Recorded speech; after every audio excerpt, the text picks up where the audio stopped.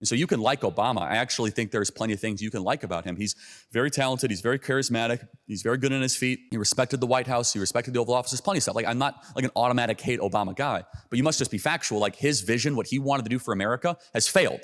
It's failed in the popular vote majority. It's failed in our public opinion polls. Young people, which used to be Obama's greatest constituency, college campuses were all on fire for Obama. Well, young people actually moved the most towards Donald Trump this last election, and President Donald Trump won the youth vote in Michigan and several other battleground states.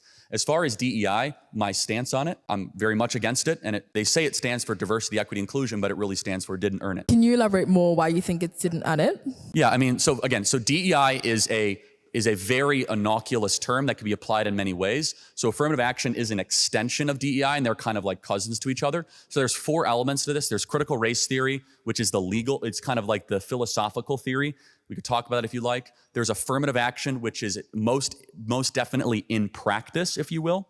And then there's disparate impact theory, which has been the predominant legal theory in the United States to justify the U.S. Civil Rights Act, and it's downstream tributary effects. And then there is diversity, equity, inclusion, which I think the best example of DEI can be how it's kind of taken over the corporate workforce. So there's 2 ways I could look into it. Number 1, DEI demands that you must hire these new ridiculous diversity departments for no reason whatsoever that weigh down costs, that are basically speech police internally of our major companies, that make it a less desirable place to work and honestly less productive and less likely for us to be able to compete against the Chinese communists.